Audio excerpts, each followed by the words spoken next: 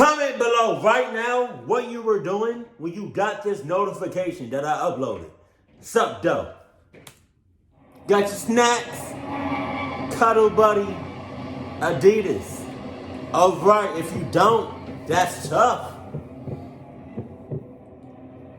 In late October, my girlfriend Stacy and I took a road trip to Stowe, Vermont. Right. We rented a cabin on the website Glamming Hub, only about a 20-minute ride from the village. It was on a nice hilltop with a view of the fall foliage, which was just the reason why we took this trip. We had the rental from Thursday night to Sunday. The cabin had a code lock system. The owner sent me the... That's a lot. It's gorgeous. It's very pretty. It's beautiful. Look at all that nature. But at the same time, I bypass all that shit. And I just see straight cluckness in them forests, in them woods. combination before we arrived, and it worked seamlessly. Stepping in, we looked around the place, and it was nice and cozy. Literally everything was made of wood, and it had this very old-fashioned country feel. It even had this distinct smell that just reminded us of, well, I guess a country log cabin. There was a bathroom, a small kitchen, 3 bedrooms, and a living room. It was plenty of space for the 2 of us. There were 2 TVs, one in the master bedroom and one in the living room. There was other door that was locked though, which we presumed led to the 3rd bedroom that was listed on the ad. Though we didn't know why it would be locked. It wasn't a big You know what's weird? I feel like last year around Thanksgiving, right? This is like around the time me and Farasha were like talking and stuff, right? And it was getting serious, right? But she had a Friendsgiving at a she had an Airbnb, right? It was me, her, and some of her friends, right? And to keep the long story short, one of the doors to her room was locked. Not only was it locked, it had a big ass lock on it. You cannot tell me right now that is creepy. Like, I understand you don't want us to go in there, but like to have a big ass lock on it, that's a little creepy. That's a little sus. And I was just joking around with everybody, like, I was just joking saying, what if we heard some like muffled screaming? On some Utah, like, hey, I'm not,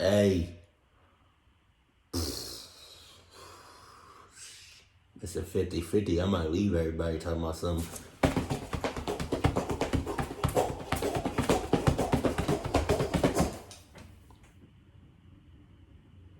Straight like that.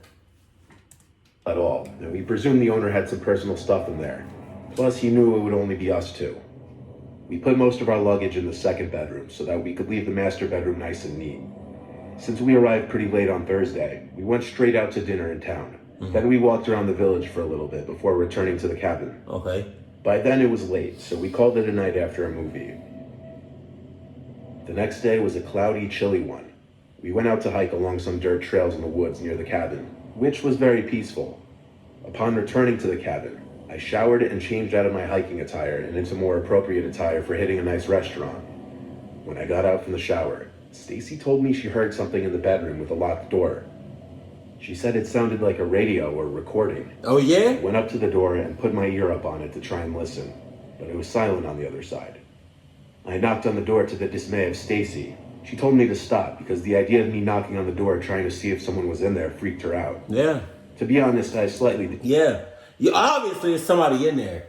But you knocking on the door, you doing too much. Like, stop. Obviously, we both know it's somebody in there on some cluck shit. But you knocking on the door, bang, bang, bang, just because you doing too much. You doing too much. You doing too much. You doing too much. Relax. Relax. And for that reason, just to tease her. While Stacy was in the shower, I was sitting in the living room watching whatever I could find on the TV. That's when I thought, just barely, I heard the slightest sound from inside that room. I muted the TV and went to put my ear over the door again. I did hear this slight speaking noise, like it could be from a radio. I messaged and then called the host and told him about it. He said he wasn't sure why his wife would have locked the door. My ass, they both bitches that ain't cahoots. I don't give a damn. Get the hell out of here. How you not know somebody in your house? And it's locked? Get the hell out of here. Come on, man. He may have left some of her stuff in there. He said as for the speaker noise, he'd have to ask his wife. Stacy and I went out for lunch after her shower. I didn't tell her about hearing the noise as well because I didn't want to creep her out. And it was obvious to me the guy's wife just left an electronic device in there or something. We went to this restaurant on Main Street in town called Harrison's.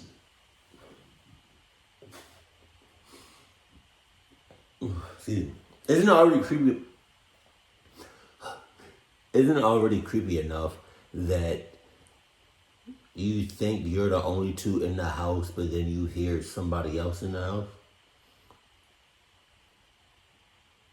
Like, y'all both hurt. Like, what you talking about? You couldn't say that? After that, we just took a drive around the area, then stopped at a park and relaxed for a bit. That's when the host called me and said that his wife told him she didn't lock anything in there. Oh my so God. he's not sure why that is or what we could be hearing. He offered to come by and unlock the door and check it out, to which I said sure. So with that, we headed back to the house. It was about a 20-minute drive back. When we got back, Stacy let herself in and collapsed on the couch, tired from, I guess, eating and walking around. I listened into the room again, and I still heard the same sounds from before. I said, "Hang on, I'll be right back," to Stacy as I walked outside. I didn't know why I didn't think of doing this sooner. I went to the window to the bedroom with the locked door. There were no curtains or anything blocking the view inside. As I stood on my tiptoes to look into the room, I was horrified. I saw this grossly skinny, tall, 20-something-year-old guy in a hood dancing slowly in the center of the room. He had what looked to be a small radio in his hand. He noticed me quickly at the window, and he stopped and looked at me, smiling. I started screaming Stacy's name, yelling, "Get out of the house." She met me at the door, panicked and confused. I told her just get in the car. I grabbed our 2 bags, leaving whatever stray items behind, and threw them in the trunk, driving off. I then called the host and told him to call the cops because someone was in the house. An hour later, while we were sitting in town, I got a call back from the host who said police arrived and the 3rd bedroom was opened and no one was in there. Man. However, they found multiple empty bags of chips under the bed, implying someone was in fact in there. We went back to collect our remaining belongings and worked out a refund between the host and the website. Of course, we didn't stay there after that. We went to a nearby motel and stayed till Sunday. A motel, that shit. No, man. That's just as worse. Went home. I'll tell you though, what I saw through that window, that dancing skinny figure, I couldn't sleep for nights. Especially with the thought that he was in there the entire time we were, even while we were asleep. Somebody was in cahoots. I just want to let y'all know that somebody was in cahoots. I don't know who it was. It happened after a long Friday night halfway through October, Right. a rainy one, and drinks were involved. I was at this Halloween-themed housewarming party with all my friends. I didn't wear a costume because I came straight from work already pretty exhausted. I took an Adderall to wake myself up before going, and I stopped at a gas station to pick up some White Claws. There were a decent amount of people there, I'd say 25 to 30. I had to meet a few people that I'd never met before. All this socializing and drinking was keeping me awake, but deep down I kind of wanted to just get home and go to bed. Working in a hospital means I get crazy hours and my sleep schedule's all over the place. I eventually saw a good opportunity to do an Irish goodbye through the backyard. I didn't even really have it in me to say goodbye to 20 people. I really shouldn't have driven home with alcohol in my system, and I don't recommend anybody ever do that. Always call an Uber. I ran through the rain and got in my Subaru and just started to drive. No music on. I wasn't in the mood. I just wanted peace and quiet, to listen to the rain hitting the windshield. Then, driving down some quiet residential road, I spotted a girl walking in the rain. So, No umbrella, no jacket, nothing. yeah, that's tough. Yeah, that's, you know. Yeah, that's real tough for her. That sucks. Yeah, that sucks, you know. Please don't, please do not help her ass. I beg you, please don't. Please don't slow down. Don't stop. It's already bad enough that you noticed her and you kind of feel bad for her, right? That's already bad enough, right? Don't give her no eye contact. Don't say that. Just don't acknowledge her presence. You already did, but like, just keep driving. Just keep. It's raining, so what? She gonna dry up eventually. You know what I mean? Cluck. No, it's a setup. I feel like it's a setup. Nope. No, don't do it. She stopped walking and looked at my car as I drove nearer to her. Wow. I definitely let out a sigh as I contemplated whether I should just keep going or not. It's like when I say shit, the people in the horror story just completely do the opposite of what I'm doing. Sing it.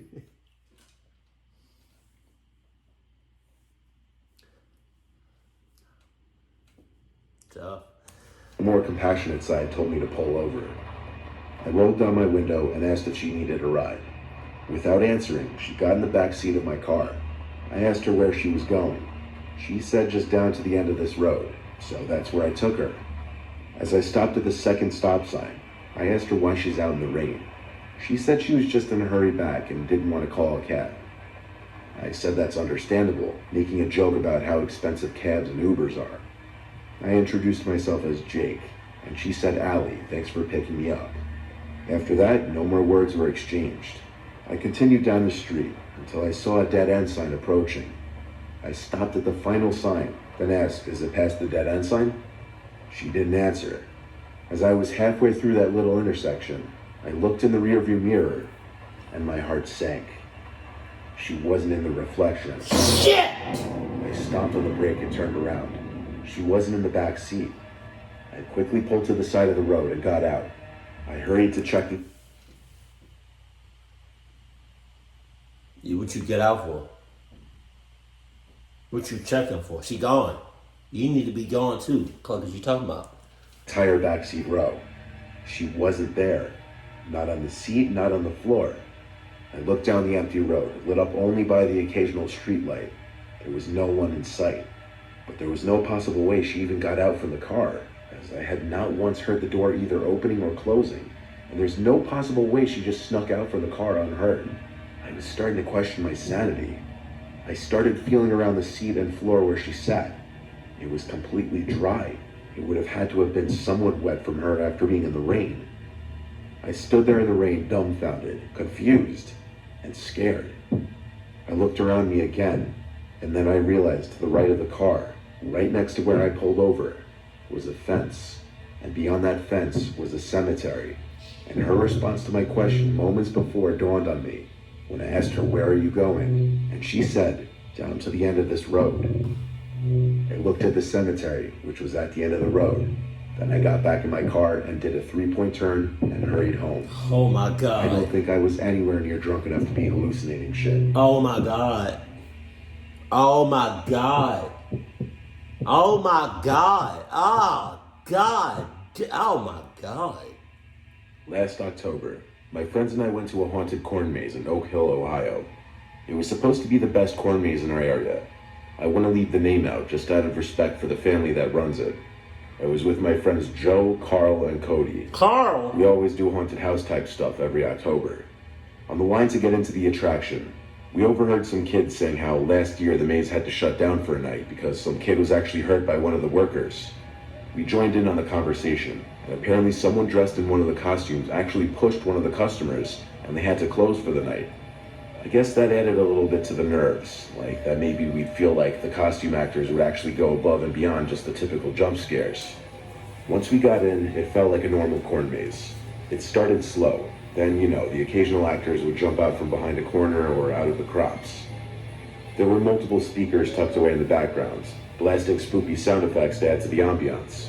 And it overall was just littered with Halloween decorations and props everywhere. We came to this little split.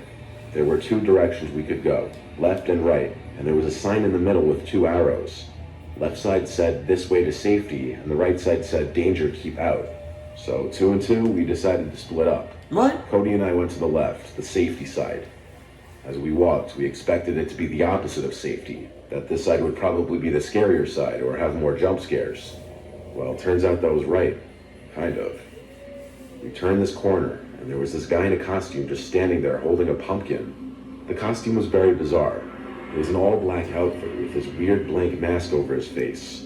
It was a complete pullover mask, but it only had 2 eye holes. No mouth hole, not even holes for the nose. He didn't jump out or make any screaming noises. He just walked up to us holding up the pumpkin, motioning for us to take it. We kind of just laughed, thinking it was part of the gimmick. Then, in a deep, raspy voice, almost like how Batman speaks in the Dark Knight movies, like he were masking his voice, he said, "Take it, please." We looked at him continuing to laugh while moving forward, and he started to follow us, repeating himself over and over, saying, "Take it." Eventually it seemed like it was getting a little stale though, like the joke was over and he should have stopped and went back to his spot. But he kept following us for over a minute. He kept saying, "Take it, take it," his tone getting angrier sounding. Then he said, "Take it or I'll kill you." Now I didn't take that seriously, obviously, given that we were in a corn maze, but I did find it to be a little aggressive of a line. I took the pumpkin from him, and he seemed to stop following us. We continued walking until we bumped into Joe and Carl again at the point where the 2 separate paths merged, and they both laughed, asking why I was holding a pumpkin. I explained. Everyone agreed I should just take the pumpkin home with me at this point. Anyway, continuing on through the corn maze, it was a pretty traditional standard attraction after that. At one point though, one of the actors actually broke character and came up to me and said I can't steal the pumpkin. I told him one of the workers gave it to me, and he asked which one. I said the guy in the black with the white blank mask. He seemed confused and asked where the worker was. I told him on the left side of the fork in the path. He then walked in that direction, not saying anything. We all thought it was really weird and took us out of the immersion a little bit. Quickly after that, we made it to the end, and it was only then when there was enough light that I realized the pumpkin was carved on the inside, and the top of it was cut. I grabbed it by the stem and pulled off the top, expecting something to be in there. And oh, there was. On the bottom of the inside of the pumpkin. At first I didn't know what they were. To be honest, I thought they were some kind of food, till I picked one up. I realized it was a severed human finger, a very real one. There were probably 9 more in there. On the side of the pumpkin was a pair of eyes drawn in black Sharpie, and under them said, "Always watching," with a smiley face next to it. My friends and I screamed and freaked out, and we ran to the nearest worker. She didn't know what to do either, as she was just as young as us. She called for one of her superiors, and he called the police. The whole attraction was shut down as police came and basically listened to our story. We stayed on the premises while police searched the place, but it was basically in the middle of nowhere, so he could have been anywhere. The police took the appendages for, I'm assuming, forensic analysis. I don't think a body was ever found to match the fingers. We left that place unharmed that night, but not without a permanently traumatizing experience. Hey, I tell you what though, this Halloween, the next Halloween, and then Halloween after that, my scary ass is gonna be either in the house or somewhere safe. I'm not gonna be out on them streets. I'm not playing trick or treat my ass. Nope, playing trick or treat in my life. I'm not doing that shit. Now, if you know some of my people want to go out there and get some candy or whatever and pass and bring it back, hey, I'm fine with it. Or I can just go to the store, earlier that day and get some candy and have my own Halloween. You feel me? But I'm not about to go out there on no Halloween. I'm not gonna do it. Because this is my thing. I said this in the past before. If people put on costumes and put on masks when it's like clucking April, June, February, and do some clucked up shit, what makes you think they're not gonna do some clucked up shit when it's Halloween? When you least expect it? Come on, man. You gotta, come on, man. What you doing? Nope, I'm not. So let me know where y'all gonna be at this Halloween, because I told y'all, I'm not with it. Keep it cool, keep it classy. And I love you. Stay happy. My family.